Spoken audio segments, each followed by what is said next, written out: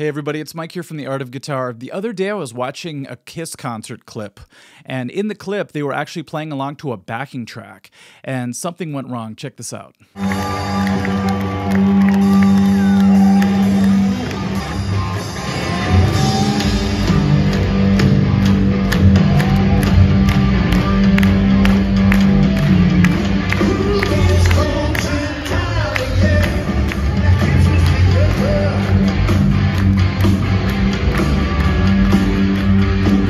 I feel so bad for the band when I watch that clip because I've been in that situation many times before. I played in 3 different bands that use backing tracks for the most part, and I even created backing tracks for one of the bands.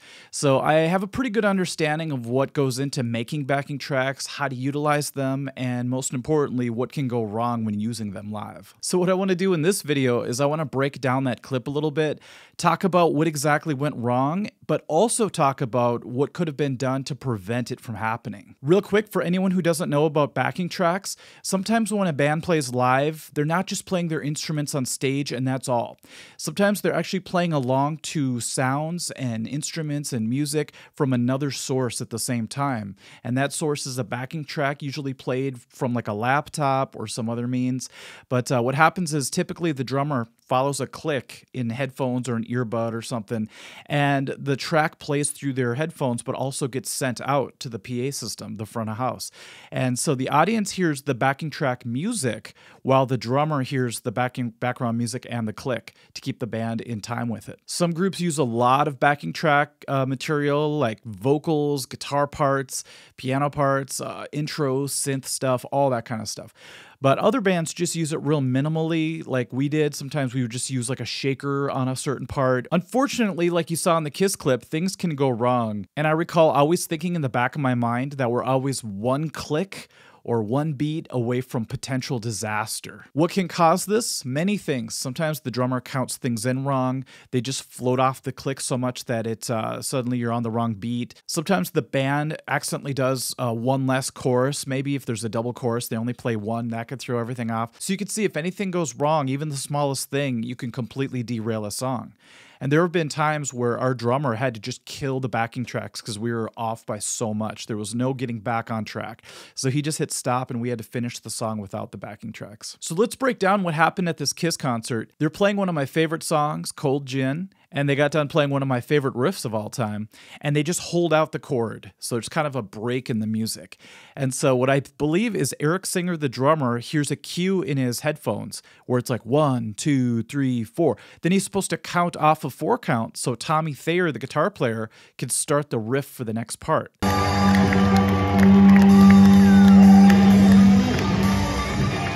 So you can see Eric does the right thing. He counts off 4 hi-hats.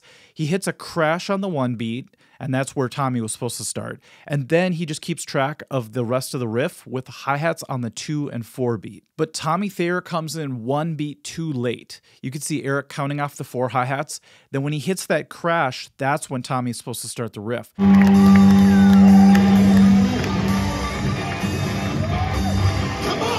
And it gets really awkward when the chorus kicks in because Eric's kind of in his own world. I've played to backing tracks before and played drums, and you're really just in the click track world. You really hear the click in some of the band, but for the most part, you're just in your own world playing.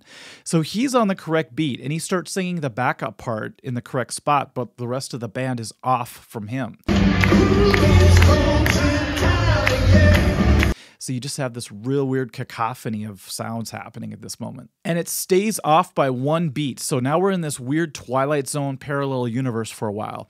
And being in bands that had that happen, all of a sudden you feel yourself drowning and you're just trying to find your way back to shore. And it's really hard to do just because there's so much going on and you have to just figure out, okay, do we all go forward a measure? Do we go back? What happens? What do we do? And like I said, sometimes you just have to kill the backing tracks. But in this case, they go into the guitar solo. And it's really funny too because the riff for that song, for that particular part, is very syncopated. So there's a lot of upbeat playing, and then, that doesn't help matters very much either. You could see Paul Stanley just kind of frozen, like, what do I do? Like he's staring at Tommy, just like a statue.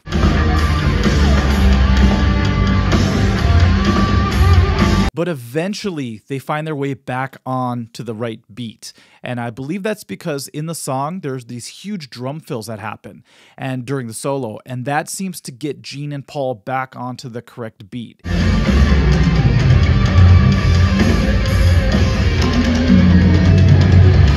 Because as he's doing the long fill, when you come out of that, it's usually the one beat, and that's the case in the song. So that helped them get back on track. And they finished the song correctly. So, you know, they're seasoned pros. They've been doing this forever. So not playing to click tracks, but just playing live and having a million things go wrong, you know, throughout the years. And so, you know, like the pros they are, they handled it fine and they finished the song correctly. But that minute or so of chaos must have felt like forever to them in that moment. So what do I believe could have prevented this?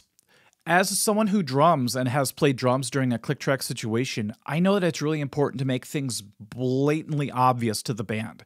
So you really have to make the counts as strong as possible. If you can yell out 1, 2, 3, 4, that would have helped. But in this case, I think just a real small thing would have fixed everything. So if you watch Eric count off, he's hitting the hi-hat, you know, the two cymbals that come together for anyone who's not a drummer. Well, when those two cymbals are not pushed together tight, they're a little bit loose, they create more of this sizzling sound. It's kind of a dissipated sound compared to if you hold them together real tight and you get a really tight click.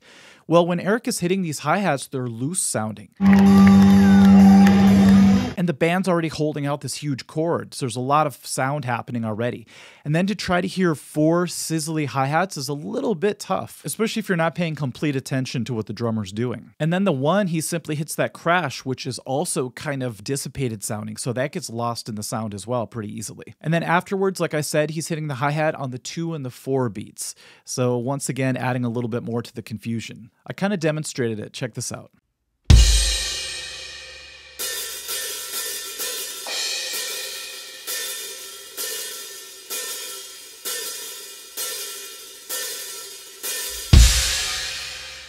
But with just a few little small changes, I believe they could have gotten rid of all the confusion. So here's what could have helped. If Eric would have counted off the 4 on the hi-hat, but closed the hi-hat tight, so it made more of a, you know, a clicking sound, 2, like 1, 2, 3, 4, instead of that washy opened hi-hat sound. Then when he hits the crash on the 1, it would have really helped if he would have hit a kick drum with it. So just like boom, it would have made a much more obvious 1 beat. Anything obvious is very helpful live, kind of like Lars Ulrich hitting his China cymbal for 4 counts nowadays. And then after Eric hits the 1 crash and the kick, go to a 1, 2, 3, 4 hi-hat versus a 2 and 4. The 2 and 4 sounds better, but I think just to keep everybody on track, hitting the hi-hat on every beat would have made things much easier. So I put all that together and I tried to demonstrate it here. Check it out.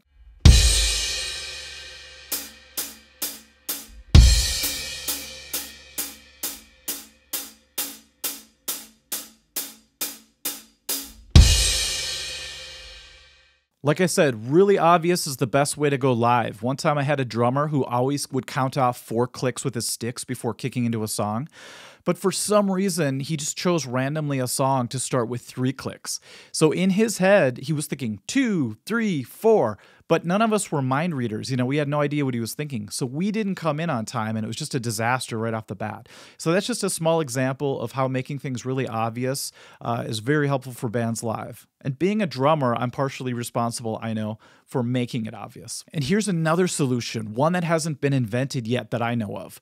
I always thought it would be a good idea if somebody would invent some sort of technology where somebody like the drummer could play the backing track, and maybe there's a screen, and on the screen there's sections of the song in order. So intro, verse 1, chorus 1, verse 2, chorus 2, and so on.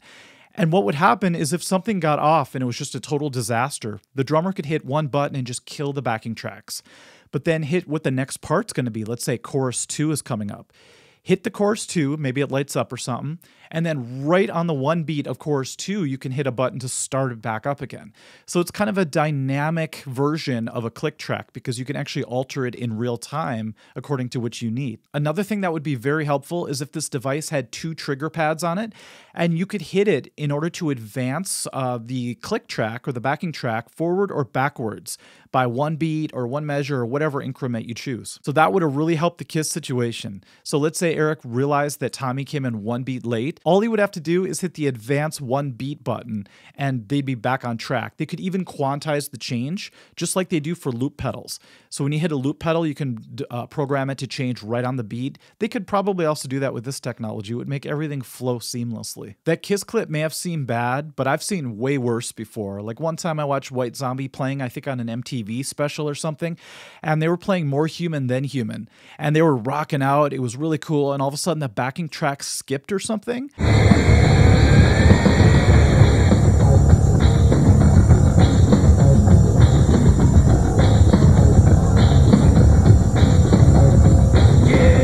So they finished the song and it was just a train wreck and they just went to commercial. So have you ever gone to a show where a band used backing tracks and all of a sudden you could tell that they were off the tracks? Or have you ever played in a band where maybe you were playing along to backing tracks and something went wrong? If so, I would love to hear about it in the comment section. Backing track horror stories, I guess, or something like that. But it'd be really fun to read about it. All right, everybody. Thank you for watching. That was a lot of fun for me to do a deep dive to find out what I think went wrong in that situation. Because I think it's going to help a lot of people, if they're ever in that situation, know what to do and how to avoid it, hopefully. So thank you for watching, and we'll catch you at the next video. Bye-bye.